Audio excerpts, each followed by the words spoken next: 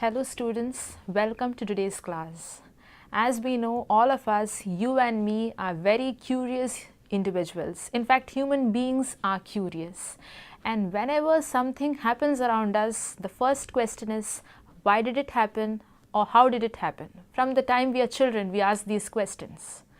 Now, what do these questions mean? What are we trying to achieve by asking these questions? These questions are nothing but our attempts to determine causation. We want to know what caused something what we saw or what was the cause behind something we experienced. Now, similar questions of curiosity are also faced by psychological researchers. They also want to know what are the causes behind mental disorders. Why are certain mental illnesses caused? Now, the earliest causation views of mental disorders were essentially biological. And in fact, it was this biological causation that laid the foundation for the development of an empirical and research discipline of psychology. Initially, researchers believed that mental illnesses were almost exclusively biologically caused. Now, later researchers understood that biological causes were not the only reason for mental disorders. There were also psychological causes for mental disorders. Further research, especially in these centuries, has revealed that there are not only biological and psychological causes for mental disorders, but also social and cultural causes. So there has been an evolution of the causation models across the years. First, from the biological model, we came to a biopsychological model. And from the biopsychological model, today we have the biopsychosocial model, which recognizes the importance of biological, psychological, as well as socio-cultural factors as elements causing mental illness. In this class today, we are going to focus on two of these causation factors. One is psychological causes and the other is socio-cultural causes. Now, there are a number of common psychological causes for mental illness. Let us have a look at some of these. Perhaps the most common, the most basic and the most primary psychological factor causing mental disorders is personality factors. Now, what is personality? Personality, as we all know, is the unique and relatively stable traits and dispositions that we all possess. There are two major factors in this definition. Firstly, these traits and dispositions are unique, which means that it differentiates us, it differentiates you from me, it differentiates us from others. And second, they are relatively stable, which means that we are likely to behave in unique ways across situations, which in other words means that a situation which affects one person may not affect the other, and even if it affects both persons, it will not affect both of them in the same way. So it is but natural that we transfer this understanding to the field of stress and other psychological disorders. Not all people will react in the same way to stress. A person who has a more stress-prone personality will react in more pathological ways to even a normal stressor, whereas others may not. The result is that certain personality factors may predispose a person towards mental disorders. For instance, we know the Big Five model of personality developed by Costa and Macrae. Their Big Five factors of openness to experience, agreeableness, extraversion, conscientiousness, and neuroticism, which many researchers believe reflect almost all facets of the human personality. Now, there is one factor in this neuroticism which is characterized by anxiety, insecurity, excessive guilt, and excessive self-consciousness. And all of these are personality factors which may predispose an individual towards mental disorder. And the second is pessimism. Pessimism is another personality factor, a predisposition to look at the negative outcome of life events, which can also predispose an individual towards pathological behavior. Similarly, people having an external locus of control, as per the Julian Rotter's locus of control theory, tend to believe that everything in their life is predetermined, and so they have no choice to control their life, and hence this personality dimension can be a potent cause for mental disorders and pathological behavior. Similarly, People with type A personality patterns characterized by a lot of aggression, competition, irritability and restlessness, or a perfectionist personality pattern, especially perfectionist concerns and obsessive concern even over normal things, can lead to pathological behavior patterns and advanced forms of psychopathology. Another psychological factor which can lead to mental disorders is severe psychological trauma. The sources of severe psychological trauma can be many, ranging from violence, conflicts, uncertainty, insecurity, the loss of loved ones such as parents, siblings, caregivers and others, the loss of relationships, abuse in many forms, emotional, physical or sexual, and so on. And to what extent the trauma affects the individual depends on the individual's age, the type of trauma that is, as also the length to which the individual is exposed to the trauma, as also to the extent to which his close family and others are affected by that. One thing we need to remember here is that psychological trauma, especially of the severe kind, when it occurs in childhood is extremely debilitating because children do not have resources as adults to deal with trauma, and it not only affects their childhood development but also has long-standing effects into adolescence and adulthood. Neglect is another psychological cause of mental disorders and essentially occurs in most cases in childhood. It is a form of maltreatment where the child is not given much needed assistance, guidance and supervision from parents and others. Now, parents who neglect their children in most cases have themselves been neglected children, and so they do not know what it is to take care of the child, or possibly they are so emotionally disturbed by their own childhood neglect that they cannot take care of the child effectively. And we should actually distinguish between neglect and other forms of abuse, because to remember very precisely, abuse is a more direct and intentional form of maltreatment aimed at inflicting harm or injury. Another potential psychological cause of mental disorders is emotional detachment. You may have seen many people who find it difficult to relate to others on an emotional basis. They find it difficult to share their feelings with others, and they also find it difficult to understand the feelings of others and empathize with them. This may be due to their own personality factors, but also another reason for this is the fact that they in their life may have experienced some kind of traumatic event which caused them a lot of emotional turmoil and upheaval. So as a result, they have become emotionally detached in an attempt to protect themselves from the kind of emotional trauma that involves the experience of emotions. But just because they deny their emotions doesn't mean that they do not have emotions. This kind of emotional repression and an over-rationalization and logical approach to life, which may not be possible in every way, leads to a buildup of anxiety and depression and a thorough possibility of mental disorders. Also, since they have a poor ability to relate to others, they may also lose out on vital social support in stressful circumstances. Now, the last psychological cause, a major cause for mental disorders we'll be dealing with, is loss. Loss, as we know, is traumatic. Whether it is the loss of your loved one or someone significant to you by death or otherwise, whether it is the loss of a relationship, whether it is physical loss such as economic loss, academic loss, or in fact the loss of anything that you value, loss can be and is traumatic. And secondly, loss is most traumatic for children, especially when it involves loss of parents and caregivers, because it creates an atmosphere of insecurity which they cannot actually overcome very easily because they are still children. They don't have the resources we adults have. There are two other psychological sources of mental disorder. One is frustration. It is close to loss, closely associated, because loss also involves an inability to gain what you want. Frustration also involves obstacles in achieving what you desire. And the greater the frustration and the more you need that and the more you desire the goal which is being frustrated, the greater are the chances of mental disorder.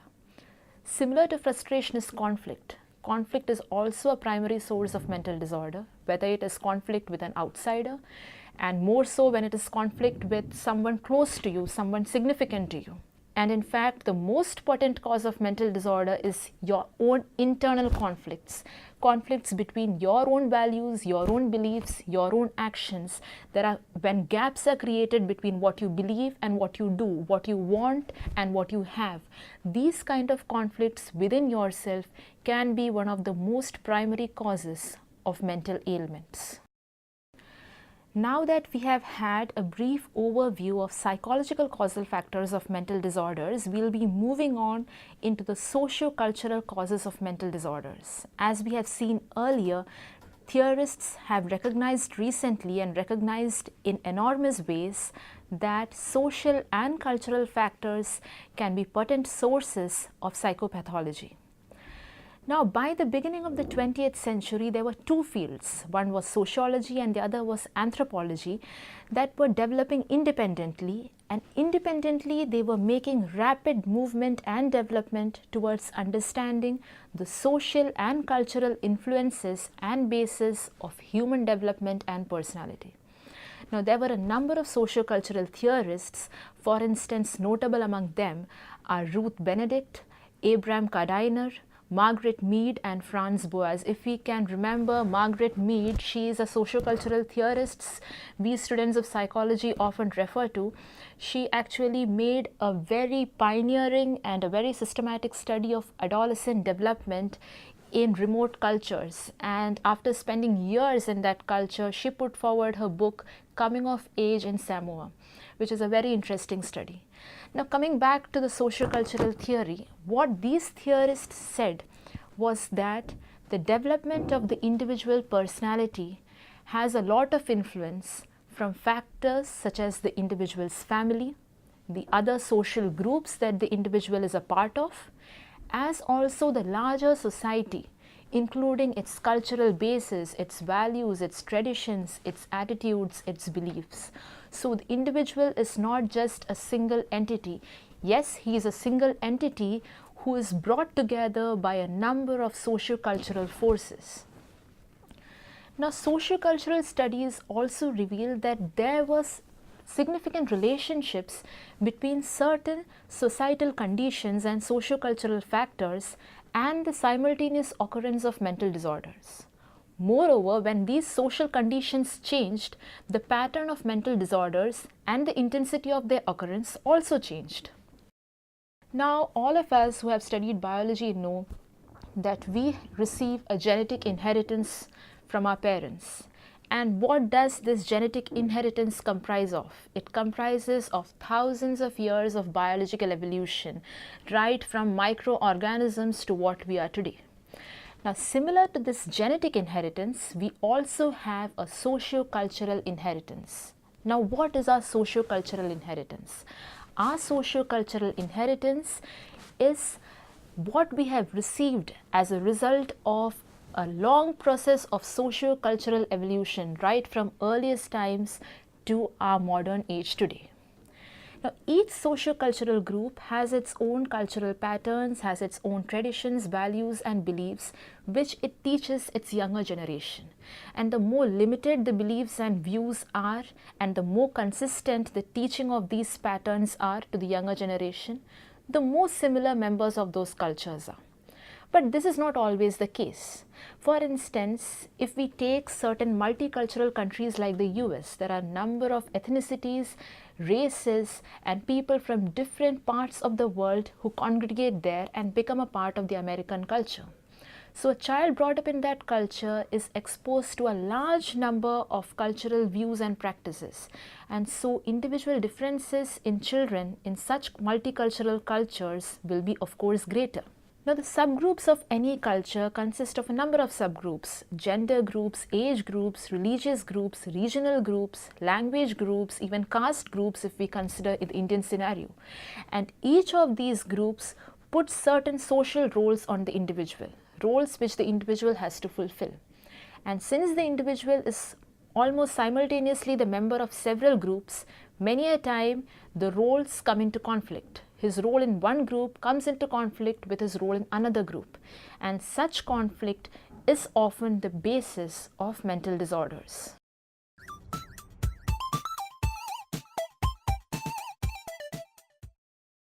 Now that we have seen that socio-cultural factors actually are potent causes for psychopathology, we will be overviewing a few of the more important socio-cultural factors. The first is a low socioeconomic status.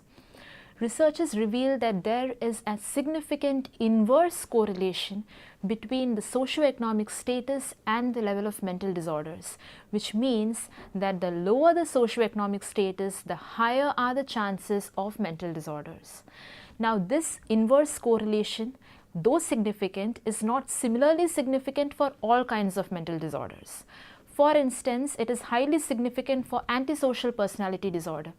If we look at the statistics, the incidence of antisocial personality disorder is almost 3 times as more in people from a lower socioeconomic status as compared to those from a normal socioeconomic status.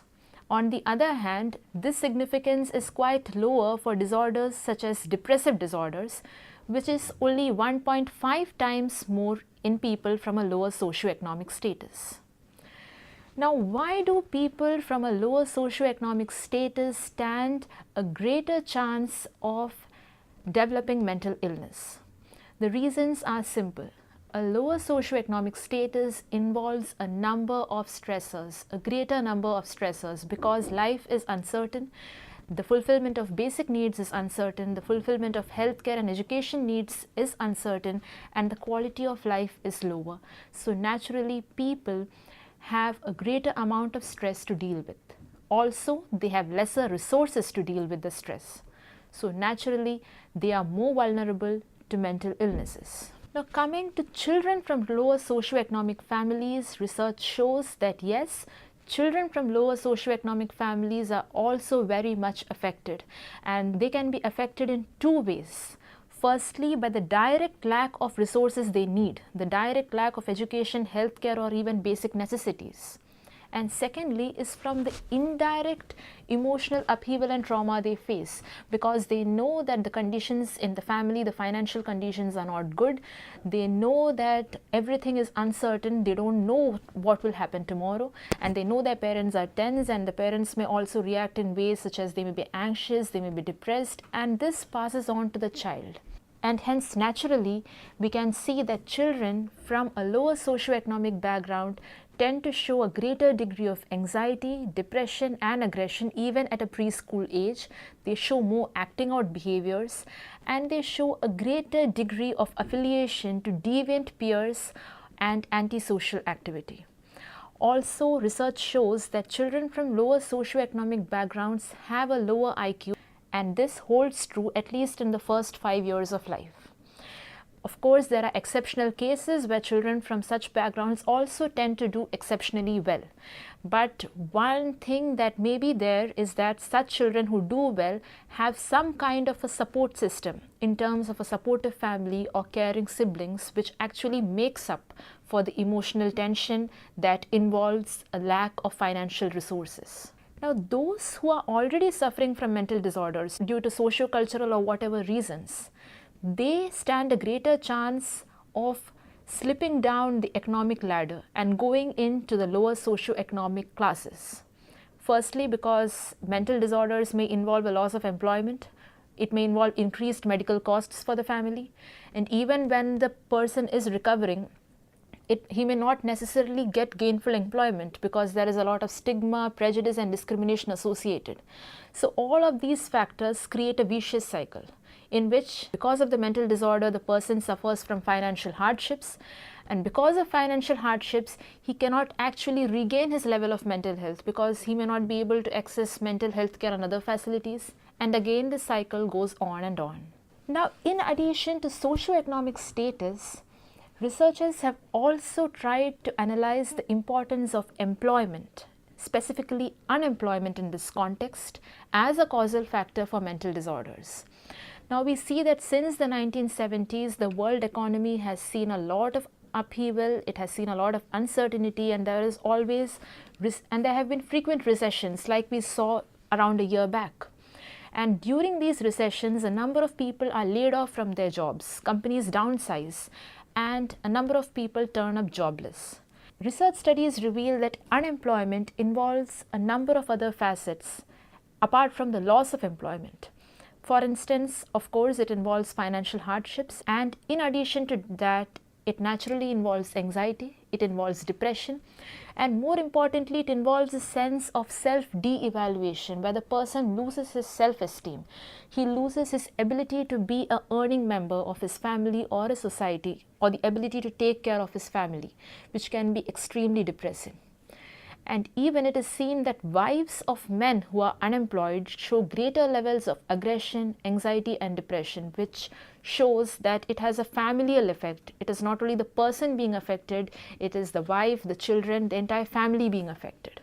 And apart from the adverse emotional consequences on children, similar to what happens in a lower socioeconomic status, children in this scenario of unemployment also stand the chance of abuse, because surprisingly research reveals that fathers who are unemployed are more likely to abuse their own children, both physically, emotionally and sexually, which can, as we know, lead to extremely and unimaginable traumatic consequences.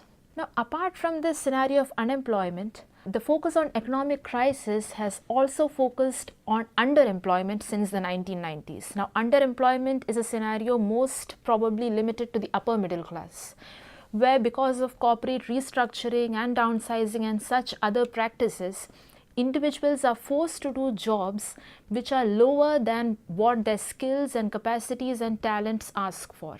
Because they cannot get jobs on par with their skills and talents, and because they have to continue with their lives, they take up any kind of jobs which require lower skills and which provide lesser satisfaction and lesser monetary rewards. This results in a lot of frustration and a lot of loss in self-esteem. Research has also revealed that when you compare unemployment and underemployment, the level of depression and anxiety and traumatic consequences are almost equal, which means that underemployment is almost as big a problem as unemployment. When unemployment or underemployment are a consequence of mental disorder, again a vicious cycle begins. Because either this may be because the person is incapable of handling a job because of his mental condition, or because there are factors in the society such as stigma and prejudice which prevent him from getting economically rehabilitated. Whatever the reason, the result is unemployment, the result is underemployment, and of course, frustration, conflicts and anxiety.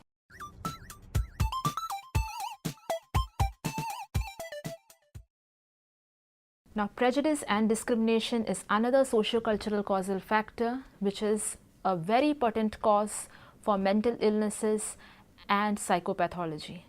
Even with all the progress that we have achieved, even in our modern society, there is a lot of prejudice and discrimination on the basis of race, caste, class, ethnicity, region, religion, language, and so on. Even though a number of efforts have been made to reduce these gaps, the fact remains that in most cases people tend to prefer those from their own subcategories or people who belong to their own classes, and the result is an isolation from and a misunderstanding of those who are different from them, who belong to different social classes. An isolation which leads to prejudice and discrimination in various areas such as housing, occupation, social status and the like. Now, one major area of discrimination and prejudice is gender, an area which has received a lot of recognition but where still enough has not yet been done. Many researchers have revealed that women tend to show a greater amount of anxiety, distress and depression as compared to men, and the main reason for this is the kind of passive, dependent and powerless roles that women are assigned to in the society. Even in the workplace, for those who are career women, there are two kinds of problems. One problem is access discrimination, where women actually do not get to access jobs they deserve because they are women. The second is treatment discrimination, where women may actually have an access to jobs, but they are not treated in the workplace on par with men. They are not given the same opportunities for career development, the same pay and the same kind of treatment. Sexual harassment is another well-known problem in the workplace which adds to this kind of mental conflict. Again, the woman is required to play a very complex role as a full-time housewife, as a full-time mother, as a full-time career person. And This kind of confusion among traditional roles and modern roles, and the inability to resolve all this to put forward a perfect front, creates a lot of turmoil for the woman, and this becomes a potent cause of mental ailment.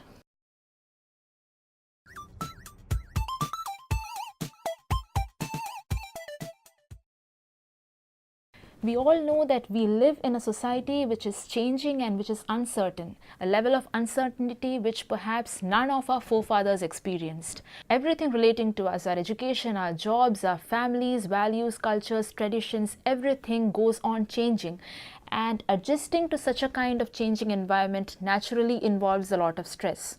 Moreover, again, there are man-made problems such as terrorism, such as the loss of natural resources, increasing overcrowding, increasing pollution, and even the most technologically advanced countries today know that their technological advancement or the wealth that they have cannot ensure a perfectly peaceful future. So this kind of knowledge, this kind of confusion and depression that collectively engulfs the human race again becomes a potent socio-cultural source for mental ailment. Another socio-cultural factor we should concentrate on as a causal factor for mental disorder is urban stressors such as violence and homelessness.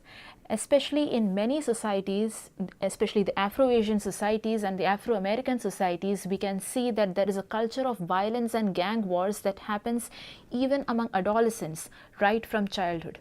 And around 3.5 million people are losing lives worldwide every year because of such kind of violence.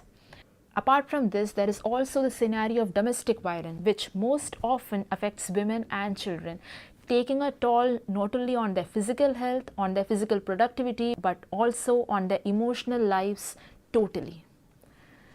Another severe socio-cultural problem is homelessness. Most of the homeless, in fact, are those who are mentally ill. But when homelessness results out of violence or poverty, it puts such a lot of stress on the person that even a healthy person becoming homeless stands a great risk of developing a mental disorder. Now, the development of the socio-cultural viewpoint has had a far-reaching impact on our understanding of mental ailments. It has led our focus from solely on the individual to factors surrounding the individual, his family, other groups, his society as a whole. And it has also led us to concentrate on changing the social environment of the individual so as to prevent and better treat mental disorders, a factor which is most evident in the development of a new discipline called community psychology. But still, in spite of the strong evidence of the socio-cultural correlates of mental disorder, many theorists still do not take a cultural view. They believe that any system of classification or treatment that is suitable for people from one culture will also suit people from all other cultures, which is a very erroneous view. In recent times, there has been an increasing advocacy of the need to include cultural factors in the understanding of mental disorders. It has also led to a movement that seeks an incorporation of a separate axis on the DSM, which is the main classification system we use, which recognizes the cultural significance of a disorder and the cultural correlates and influences of a disorder. Although we have not been able to achieve a separate axis as such, the DSM of course has made rooms for certain changes. For instance, it has included an appendix where ways are suggested in which the cultural factors for a disorder should be considered and how the diagnosis should be put forward. Also, the clinician is encouraged to understand a person's cultural identity, the possible cultural factors that may lead to or influence the disorder, as also the cultural factors that may influence the patient-clinician relationship. And finally, the DSM also provides a glossary for culture-bound syndromes or certain disorders which are particularly found in certain cultures. So this, as we can see, is quite an improvement, quite a recognition of the importance of cultural factors. In this lesson, we can see how the biological viewpoint has given way or has expanded in a way to include the psychological and socio-cultural causal viewpoints of mental disorders, so that now we have a complete picture of how mental disorders are caused, and thus in a way our curiosity regarding mental disorders is on a way towards a more complete satisfaction.